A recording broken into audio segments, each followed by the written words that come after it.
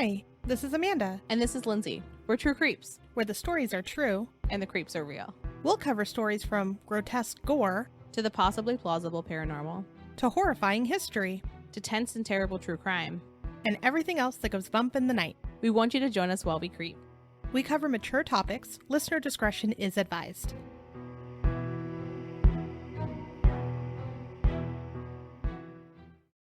Hey everybody! Welcome to our 11th True Crime Digest. We have one tiny new case, but the rest are all case updates. But before we get into that, we had some strange but exciting news. So I feel like we don't really talk about it, and we've never mentioned it, I think, on the show before, but we've mentioned it to people who we know. But up until very recently, Amanda and I had never actually met in person. Nope. Just Zoom. We were internet friends. So like everything we did was from a distance, right? Because we talk about like me living in Baltimore and Amanda living in Arizona, but never like, how did you meet? Well, that part's a different story, but we were internet friends until this past weekend when we became real friends. Real life friends. So in earlier February, late January, my husband was like, we're going to go on like a little weekend trip. It'll be a surprise where we're going. And I'm like, okay. And he's like, you don't want to know? And I'm like, you said it's a surprise. That means I have no responsibility in this trip, which means I had to take on no stress for the trip. So I was like 10 out of 10. It's a surprise. And he's like, I'm not telling anyone. And I'm like, okay, no one knows. Little did she know. Little did I know. And Amanda's like, that would drive me crazy if I didn't know. That's just what she sounds like, right? Yeah.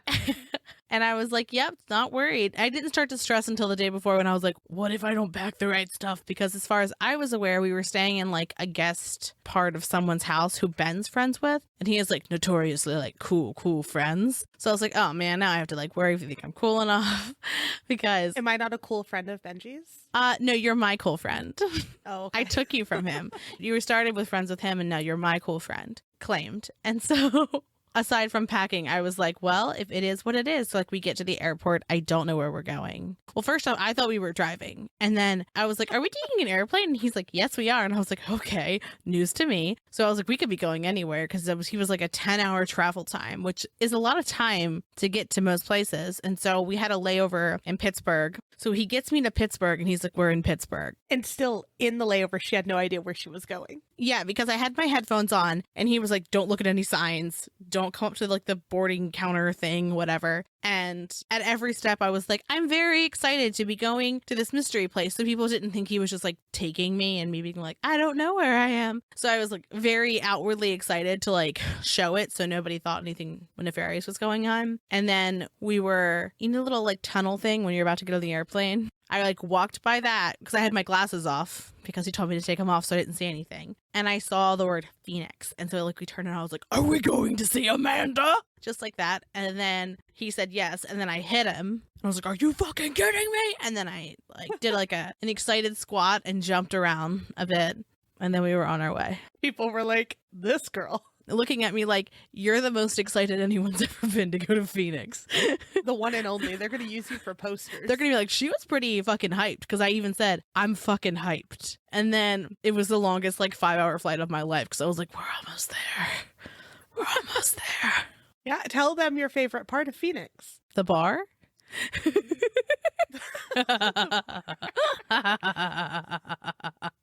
No, it's the meats. It's the life-changing beef. Aside from Amanda, obviously. We had so much food, so many meats. Delicious. She tried authentic Mexican food for the first time, and it opened her eyes. There's probably like real authentic Mexican food around us. I just haven't found it. It's hard to find. But the food was amazing. And also, because we went in February, it wasn't blisteringly hot. I also immediately turned to my husband and said, February is the only month I will be going to Arizona. So he's like, I know. Yeah, it was perfect. It was a lot of fun. Fastest weekend ever, though. It really was. Like, we got there on like a Thursday and we left very early on Monday. And it was like as quick as possible. We put some pictures up on our Instagram. Also, notably, we got matching ghost tattoos. Yep. So if you've seen the ghost on our dump ghost stickers or that we have around, like we've got that on our body. It's on my thigh meat. It's on Amanda's ankle. Yeah, we'll make a post. I think we did some stories, but we'll post them up. They're adorable. Yes, yes. There's a photo of us with sweet potato tots that have like a marshmallow cream on top. It was amazing. The food, just 10 out of 10. Just chunky living. It was the best. It was. It was an excellent surprise. And because Amanda lives in surprise, That's great. Yeah. My favorite is that she was able to get to a layover without knowing where she was going. No, it's true. And I think that they could have gotten me like to Amanda's house, but for like me seeing one tiny sign out of the corner of my eye and me being like, could it be?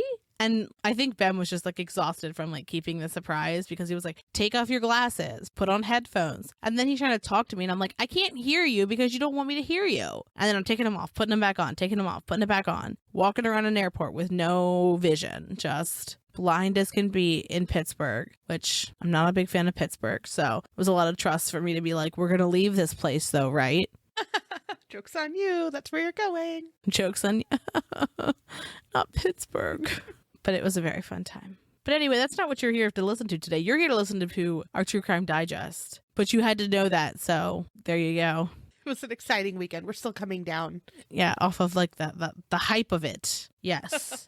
I'm excited to show Amanda around Maryland eventually. Yeah. Oh, and the other cool thing was that I got to meet our Patreons there, which are Marie and Gina, which is very exciting. I can't wait to go to Baltimore. She promised me the Blair Witch, so I'm holding her to it. I did. In a tree. In a tree. In a tree. I feel like I have at least one person in my life who would love to act like the Blair Witch when you came. So. Oh, thank you. Thank you. That's all I need. Yeah, I mean, minimum of one. Maybe we'll have a Blair Witch party. I don't know what that would look like. I think it would just be like pretzel rods that are tied together to make those little stick things, and red vines and quicksand. You know what I mean? Like the whole vibe. Yeah, the whole thing. Yeah, when I think of Maryland, all I think of is the Blair Witch. You should also think of steamed crabs. Blair Witch. Blair Witch eating steamed crabs? Maybe. I don't know what she does. Have you ever eaten any seafood? I have tried seafood, and I have not liked it. Okay. We've discussed this over the weekend because you don't like foods that don't smell good to you. Yeah, I eat pretty much what like a toddler would eat. It's my palate. Meanwhile, I'm like, would you like to give me snails? I will eat them. I had a cactus taco while I was there. It tasted kind of like peppers. You did. It was good. It was good. All right. Well, I guess we're going to get into True Crime Digest now. Yeah, we're done. We're done with joy. We're moving on to updates. They're interesting, but not joyful. So in August of last year, we talked about Crystal Turner and Kylen Shulte, and they lived in their van and moved from campsite to campsite, but they were usually found in the Moab area. They were also newlyweds. Well, they were last seen alive August 14th, and then a friend found them shot to death on August 18th. Before they were killed, they had talked about a creepy man while camping outside of Moab. There were rumors that circulated pretty much everywhere. I've seen it on Facebook, TikTok, all the news sites, that Brian Laundrie, who killed Gabby Petito, could have been involved. And I think that's pretty much where we left off before. So a couple things that have happened since. Grand County Sheriff Stephen White said, quote, upon investigation, the FBI and the Florida investigators have determined, based on electronic transmission evidence, that neither Petito nor Laundrie were involved in the case. He didn't give exact details as to why they were ruled out, but did say that the rumors can be, quote, unhelpful to the criminal investigations, if not dangerous. So if you're still speculating that Brian Laundrie had anything to do with their deaths, I think it's safe to say that did not happen. I think that one of the reasons why people wanted to believe that was because it's easier to believe that there's one boogeyman. Yeah, for sure.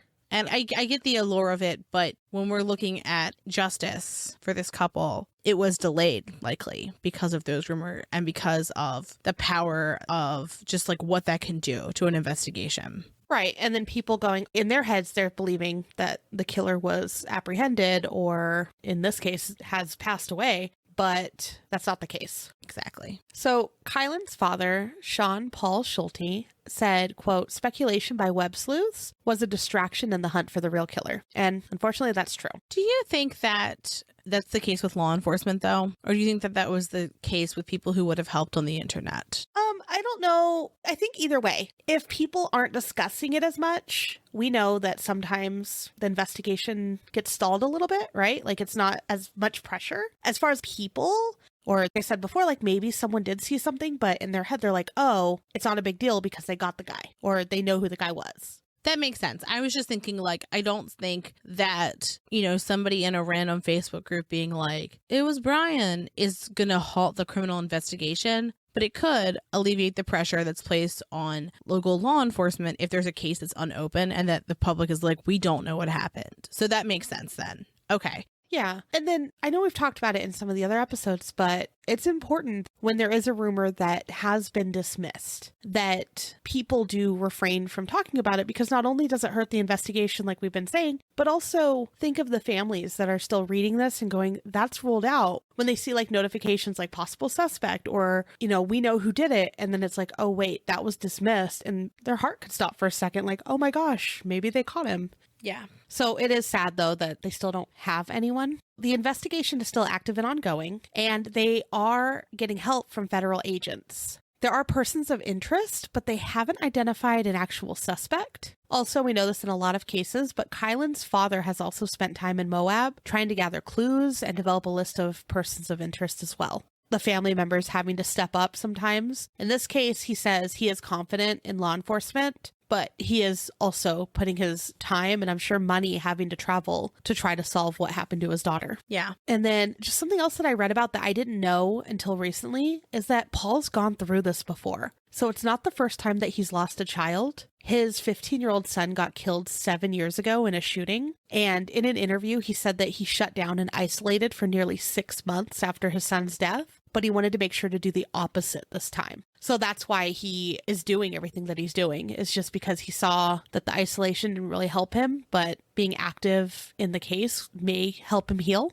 I think that makes sense. I mean, especially like looking back on a situation and going like, I wish I could have done more. Sounds like it would be painful on top of like the loss of a child. Yeah. So being able to be like, I did everything I could. Right. That poor man, though. Yeah. And 2 children is just horrifically unfair of the world for that to have happened to him. Yeah. So not to give too much oxygen to another rumor, but there was a person who seemed pretty suspicious involved with this case, especially when we think about the original story of what we heard, but that they were like, there's a creepy guy that's near us, and that kind of narrative that we heard from the beginning. So the person who we're going to talk about, they've ruled him out as a suspect, but we think it's important to discuss because this was a big lead that they had. They were like, okay, we tracked this down, but it's not him. So at the end of February this month, search warrants were unsealed and it showed information about a possible suspect. And as we mentioned, they did seem suspicious, and his name wasn't included because he wasn't charged. So some of the information that was released that we found a little bit more interesting was that the man had been pulled over hours before the bodies were found. He had an Ohio license plate, but a Utah license, and resided in the Moab area.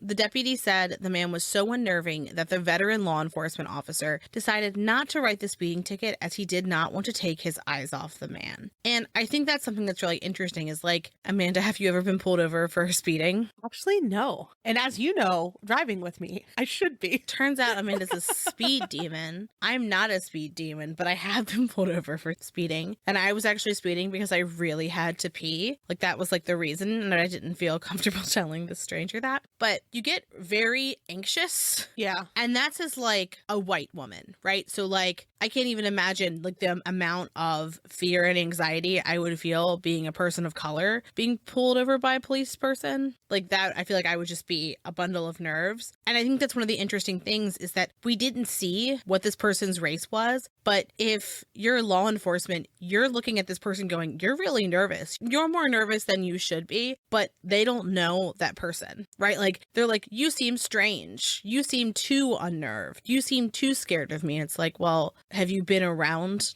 Have you existed in America? Yeah, there's a reason. But so It's also noted by the deputy that the man acted oddly for being pulled over for speeding, almost a combination of euphoria and that he had been caught doing something wrong, which is a highly bizarre description to me. Right. I wonder what that interaction was. I wish that there was like body cam footage or something to see exactly what this guy was doing. Yes, exactly. So law enforcement was told by locals that the man routinely slept in his car, and one person had asked him to leave her place of business because he made unwanted advances towards women and it made them feel uneasy. He was questioned on August 18th, and he made vague references when he was being asked direct questions, which seems shady. So he stared vacantly at the person talking to him and answered in non-committal ways. The idea of like asking someone a direct question about something and them giving you dead eyes feels chilling. Yeah. So he had just been hired at the Moonflower Market, which is where Kylen worked, and he admitted to seeing her there. And so what we don't understand is if it was him,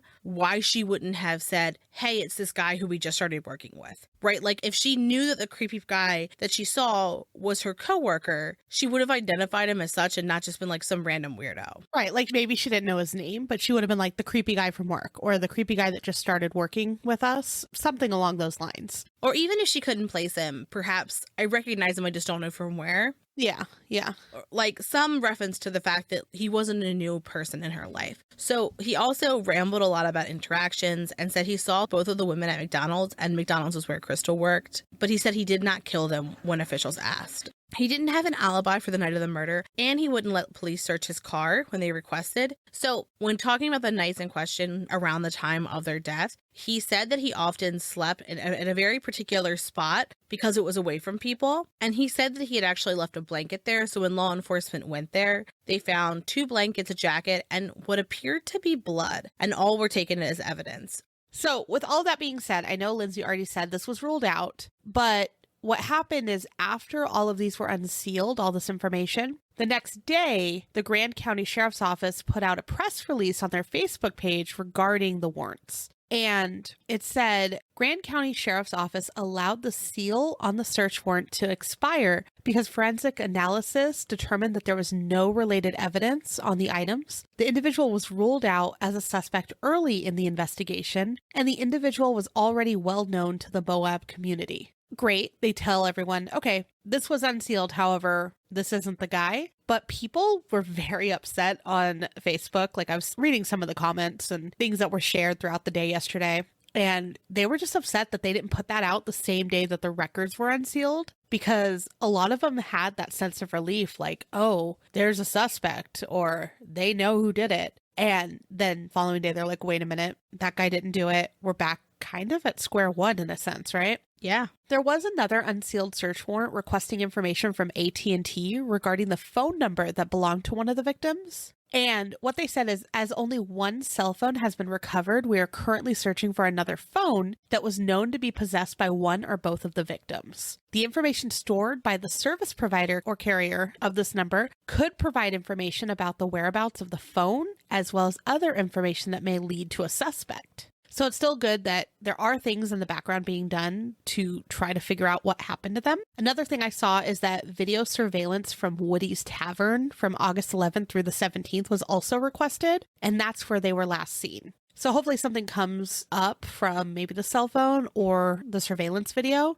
Maybe we can see if someone was like following them, or, you know, something in the background was happening. They are still looking for anything that can help them make a break in the case. And Bridget Calvert, who's Kylen's aunt, said that if someone was in the area around that time that may have had their dash cam on, a GoPro, or anything like that, that it could potentially help move this case. There may be people that were in the area around the same time that still haven't even heard about the murders. So a really quick and easy thing, sharing news articles about it and information as it comes up could potentially get the attention of someone that may have some more information. Sharing information about a case could potentially help solve it. And especially for Kylen's aunt, it's important that she gets justice for her family. Yeah. And you also, like, you never know who was walking a trail and found something strange nearby.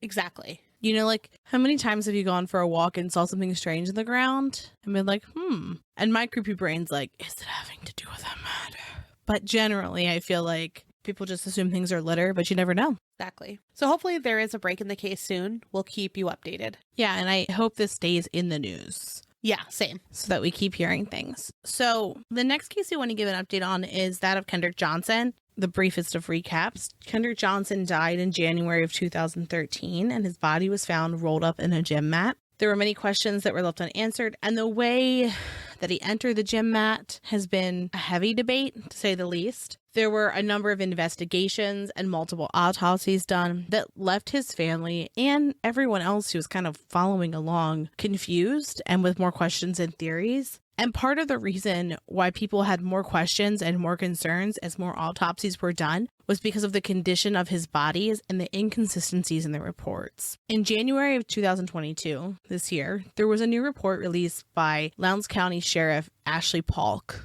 And Polk was not a part of the sheriff's office at the time of Kendrick's death. And if you recall, because we did a whole episode on Kendrick, the sheriff's office at the time was very reluctant to talk to media. Yeah, there's video, right? Yeah, there's video, and it's just, there was just this air of secrecy that like a casual observer could see very clearly. So the sheriff's office themselves going back and looking feels like a good thing in my opinion. So it's being released that the second local investigation by the sheriff's office has been closed and that no charges were filed. Polk told CNN that Kendrick's death was a weird accident and that there's nothing to substantiate a homicide. And so in looking at like how did this reexamination of the case happen? So Polk had requested evidence that was gathered during the federal investigation in April of 2019 as part of his reexamination of the case. But the federal investigators initially declined his request. After a visit from Kendrick's family with federal investigators in November of 2020, the request was finally granted, and the Justice Department turned over its investigative materials to the sheriff's office. So it's at this point that they then begin going through, quote, every page in the file. And per Sheriff Polk, nothing in the files showed, quote, any criminal action whatsoever. Polk's report was based on 17 boxes of files that were provided by the U.S. Attorney for Northern Ohio, and this included material from the Justice Department, the FBI, the Georgia Bureau of Investigation, the U.S. Attorney's Office for Middle Georgia, as well as other law enforcement agencies. It also included the federal grand jury testimony of 58 people, as well as the several separate autopsies. Yeah, it shows it took him 15 months to go through every single thing. So I do have some respect for him taking an old case that people are still very passionate about and really trying his best to do what he can. Yeah. So the report that Polk ended up putting out was 16 pages long, and it was broken up by pretty much all the rumors and what everyone's been talking about. So one was conspiring / cover up. The second part was wrestling team bus departure. The third one was cameras. The fourth one was shoe storage in the wrestling mats. The fifth was fight on the bus trip to Grayson.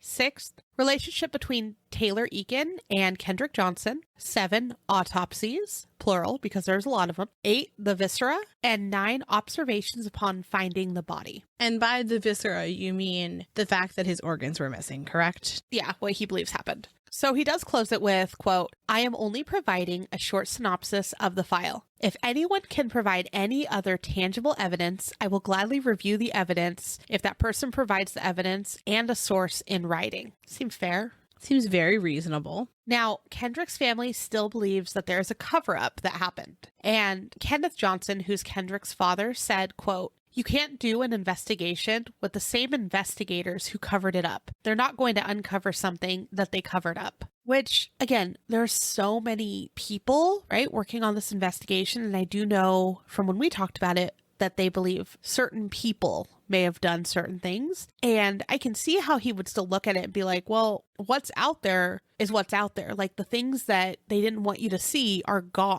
So I still see why he's feeling the way he does. But also, on the other hand, we don't know what happened. We talked about in our episode some of the oddities, and we're going to talk about a couple more in a bit. We did take a piece of his report that we found very odd. So Sheriff Polk has offered $500,000 of his own money to anyone who has information that leads to an arrest or a conviction. Polk said, quote, after the release of my synopsis of the federal files on Kendrick Johnson's case, his parents have called me a liar and continue to state that Kendrick was murdered. $500,000 is a lot of money for a sheriff, right? I thought that too. Yeah, that was a little weird. Or small part of me is like, he thinks that there is absolutely nothing that can come up of this. So he's pretty confident in offering this because he knows no one will get it. Like it's a bluff. Yeah, right? Like that's what went through my mind. Yeah, but I would imagine he has to have it though. I mean, do they check when people are like, I will give a reward? I don't know. That's true. So he also said, because of these statements, I am personally, with my own funds, offering a reward of $500,000 to anyone who comes forward with information that results in the arrest and conviction of a person for the alleged murder of Kendrick Johnson at Lowndes High School. Interesting. Which I think you're right. I think that is his way of being like, I believe so thoroughly that there is no one to arrest that I'll put up that much money. One of the things that I appreciated the most about this report was that we can all agree, whether you think that something suspicious happened or not, that the way that this case was handled makes it look like there was something shady happening, right?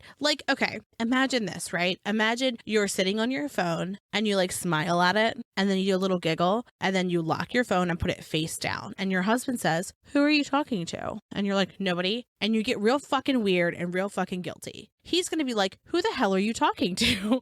Like a thing that he was once maybe like, about, he's now very concerned with, right? And it turns out you were giggling at a cat photo and there was nothing wrong with what you were doing. But if you act sketch as hell, people are going to think that you're hiding something sketch as hell. Exactly. Yeah. And there's a few times that it was just like, why would they do that? Yeah. And why did that happen? And so here's this particular list that Sheriff Polk includes. A person is offering financial inducement while giving testimony. An FBI agent is told not to bring or interview a witness because he would not be good for the government's case. A letter from the U.S. State's Attorney's Office for the Middle District of Georgia to the Washington, D.C. police chief states this case could make them, quote unquote, famous. The U.S. Attorney for the Middle District of Georgia was on a, quote, first name basis with a person at Ebony Magazine, the magazine that lost a court case for defaming the Bell family and providing the magazine with internal information while the case was active. Interviews were conducted that asked, who killed Kendrick Johnson? Which leads the person to the opinion he was killed when the proper question would be, what do you know about the death of Kendrick Johnson?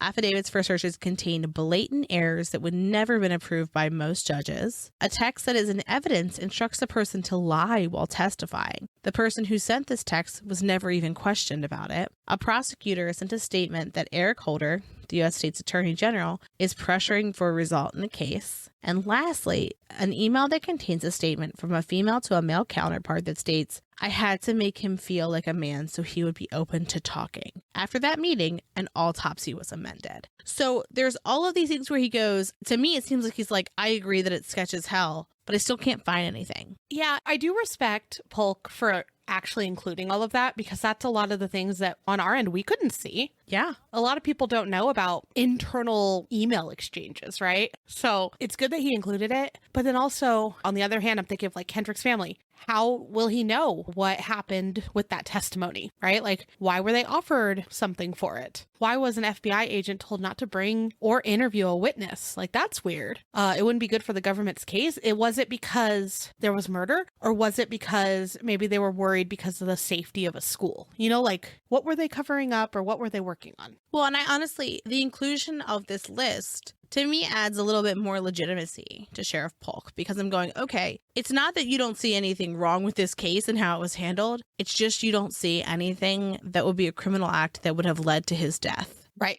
right. And there's a big difference there between I think this case was handled great and I found evidence of a crime. And if what we're looking for is evidence of a crime, not evidence of a poorly handled case, where we haven't found that yet. Right, right. So if there are any updates that come of what Polk's doing right now with a reward for anyone coming forward, we will let you know. Yeah. So let's move on to another case. There's one that we spoke about in August of 2021, and that was the Gerrish Chung family. And John Gerrish, Ellen Chung, and Miju, their 1-year-old daughter, and then their dog as well, Oski, died on the Savage Lundy Trail in the Sierra National Forest, which is near Yosemite National Park, on August 17th.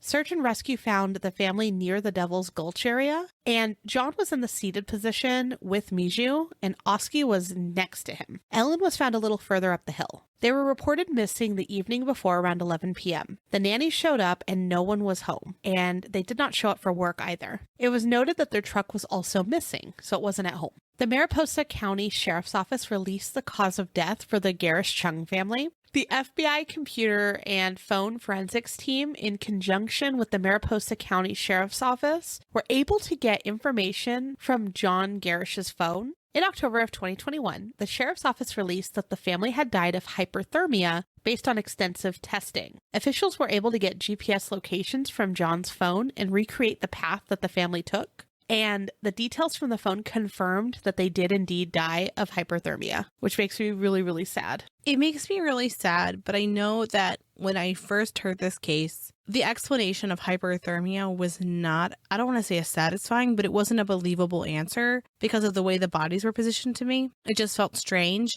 And because they were experienced hikers, from everything that I understood. So here's the information that they got from the phones. The first part is the photos. So both John and Ellen took multiple photos throughout their hike, and then the following photos are specifically noted. So the first photo/video was taken at 7:44 in the morning, and it was taken just a few yards from the trailhead. 16 minutes later at 8 a.m., there's a trail photo. At 9:05, there's a photo of the river. Between 9:35 and 9:39, there were 8 photos taken of the river and of one another. At 10 a.m., they took a selfie-style photo. At 10:16, they took another selfie-style photo. At 10:29, they took a creek/river photo. And at 12:25, they took a screenshot of their location from the trail app. So you can get a pretty good feel for like where they were walking just from these photos. Right. And so they were able to like match that with the GPS location to be like, this is exactly where they were and when. And so they also found that there was a text message that they had tried to send, but because of poor service, it didn't go through. And it said, "Can you help us on Savage Lundy Trail heading back to Heights Cove Trail? No water, overheating with baby." That makes my heart so sad. So sad. Gives me chills. Like they're just trying to get help and weren't able to. And like with baby, I think just like is what gets me, you know? So again, they had poor cell service. So when they tried to make calls, they weren't able to. And this included emergency calls. So they made a total of 5 calls, one at 12:09, one at 12:35, 12:36, and then another 13 seconds later at 12:36 as well, and then another 6 seconds later at 12:36. So like I think they could feel what was happening and were trying to get help, but they just couldn't. And it's incredibly heartbreaking, and I'm just so sad for their families. Yeah. And just knowing that they were trying to get help, it wasn't like a quick thing that happened. It was over time. Yeah. Just makes me so sad. Yeah. So I want to say that the sheriff's office said that this would be the final update, right? Yeah. So I don't think we're going to hear much more from this other than, you know, if there's additional like memorial services that are planned or anything like that. Yeah. I don't think we're going to hear anything officially about this case anymore. So very sad ending. Agreed. And I will say, because we have so many sad updates, we did save kind of a happy one for the end. Yeah. We actually have 2 kind of happy ones to get us through. One of them's kind of happy. The other one's a happy ending. Yeah. So we also have some updates to Samuel Little, and we did an episode on him a while back. So he had his own. So Samuel Little had been dubbed the most prolific serial killer in the United States. He confessed to 93 murders, and 60 of his confessions have been confirmed. There's plenty of serial killers who have made tons of confessions, right, that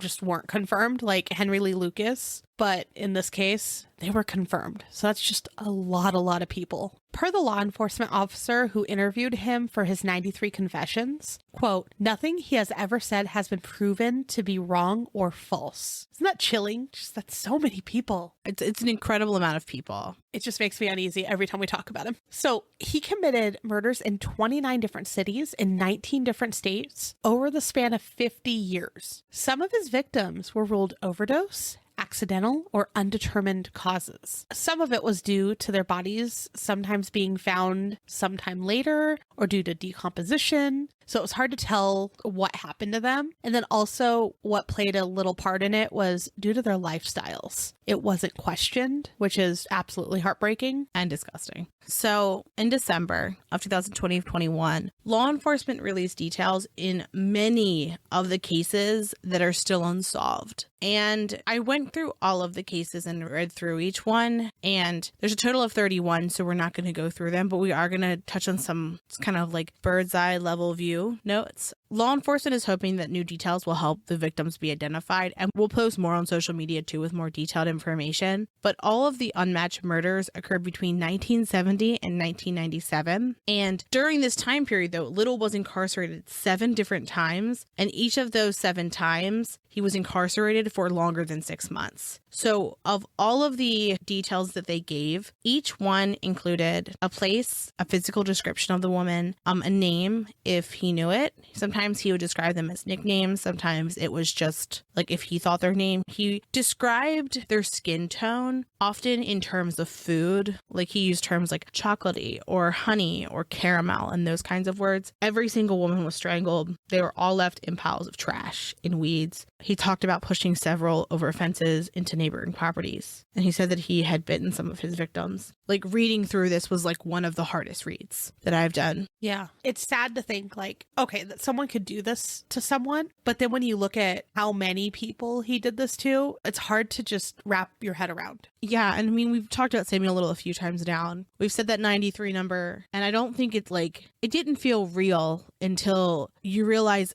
with what detail he remembers what he did to these women, and he did terrible and awful things to them. And so for this group of women where their information was released, 16 of the murders happened in California. So I spent like a significant portion of last night going through NamUs's unidentified remains, because they have a whole section of their website that you can look at. And there's over 550 women that are unidentified in California alone. Isn't that wild? Just so many people. It blows my mind. And it's just like 550 people don't have justice, and 500, I mean, I'm saying 550, but it was like about that number. That's the number of families who are missing someone, or people who didn't have anybody to advocate for them. Oftentimes there's pictures, you can see what they look like, or there's recreations, or they'll talk about where they're found, and it's heartbreaking. But I think the hard thing too is when you're trying to match a victim with a killer's statement, the information on the remains that are found and unidentified, you don't know when they're from. So I would find dozens and dozens of women's skeletal remains that were found, but with nothing saying like they look like they had been there 10 years. They look like they had been there 5 years, right? Like you can't match a person to a set of remains if you don't know. And like, obviously, I'm hoping that like on back ends, law enforcement has a lot more information that they could like readily use to identify. But we've learned so much about like what does and doesn't happen for people who aren't being looked for. Mm-hmm. So if there's like Daniel Robinson, whose father is like zealously advocating for him to be found, what happens if you don't have a dad like that? Right. Nobody finds you. Don't mind me crying today. But I don't even know necessarily how to like characterize like the feeling of just seeing that many people. Yeah. And realizing just like the scope of what is it that we're looking at in terms of information. It's just that we have very little, and it doesn't seem like we have enough people looking for these unidentified folks. Not to say that there's not people looking, but like the people who have access to the information, who can do this. Right. And some of the people that were found in California, right? There's about 550 unidentified women's bodies, right? Mm-hmm. That doesn't necessarily mean that they were from California. It doesn't. No. They could have been visiting. They could have been there for, one reason or another. And that's just when something happened to them. So people in, let's say, I know I'm looking at our list, someone in Georgia could be missing someone. And one of those victims in California, that could be them. Well, and also, so Samuel Little was very clear and pretty detailed and able to say, like, this is the state where he murdered a woman. So he often gave a state and a city. So we're able to go like, okay, a woman roughly this age in this city was someone found. Right. And I kept trying to do that, but it became really clear that like timing might not match up. So he says 1996, but they may not have been found for years. So how do you look at that? And then just looking at the unidentified person side of it, like they can do a lot with trying to understand how old someone was. but like he's going to have a better understanding of like looking at them as an alive person. And like he had like, this is what they look like. This is what their skin tone was. This is what they were wearing. This is where I found them. This is what we did. Versus on the other side, sometimes it's just skeletal remains found in a field. And like, that's the information you see. Yeah. So I don't even like, they're releasing all of these details on women. And I'm hoping that someone can look at this information and go, I know who that is. I know that my friend went missing around this time and this was her. That's what I'm hoping. But because we know that oftentimes his victims were people that he quote unquote didn't think would be missed, it keeps me up. Like I don't think since Texas Killing Fields I've like sat and just like cried at a case, because it's just like it feels so impossible. Right. It does. But so there were 16 victims in California included in this list, as well as 5 from Florida, 3 from Georgia, 2 from Louisiana, 1 from Mississippi, 1 from Nevada, 1 from Ohio, 1 from South Carolina, and 1 from Tennessee. We'll include a link to this list that has the details. In some instances, there are also the drawings that he sketched. If you remember from our episode, we talked about how law enforcement had given him art supplies because I'm pretty sure he had a photographic memory. So he was able to like disgustingly remember what he did, but also draw the women. Yeah. So there's like sketches, and when you see some of the women that have been identified, his pictures are actually like a pretty decent rendering of what they look like. Yeah. And he had details, like a good representation of each woman. Yes. Yes. Woof. Yeah, this is a rough one. And I just, like I said, I can't wrap my head around how it went on that long and just 93 murders. My gosh. And I mean, and I think he's a really good example of what happens when you don't have cross-jurisdictional support. Right. Right. Because then it just keeps happening. Yeah. And he was arrested a bunch of times. Yeah. And that was like the only cool off time too. Like he's behind bars, no one got murdered. And then right when he's released, he would just go. Exactly. Gross. And I mean, in reading his descriptions, at one point he talks about wiping down prints. And it was one of the first times where it was like, it seems like you actually don't want to get caught, because he would talk about like taking a woman to an isolated place, strangling her. Sometimes they would have consensual sex before, sometimes they wouldn't. He talked about wanting to have postmortem sex with one person, but couldn't. He talks about like his disposal methods, and it never seemed like he was like, oh no, I might get caught. Right. If it wasn't part of it. He was like, I drug her into an alley. And it was like, you didn't know if anybody was in there. You didn't know if somebody was going to be on the other side of a fence or behind a corner. Like, he just did things. He felt untouchable. Intense confidence. Yeah, because he had victims that people weren't asking about for the most part. Right. So hopefully some of these victims are identified. Hopefully all of them are identified. And that in the future we can talk about that. Yeah. Amanda, will you tell me a story of a person with a relatively happy ending compared to everything else we fucking talked about today? Yeah. When we were researching, I'm like, we have to include this one because it's the first time in a while I saw something on the news where I was like, oh, something good? I mean, it's still sad, but good? Yeah.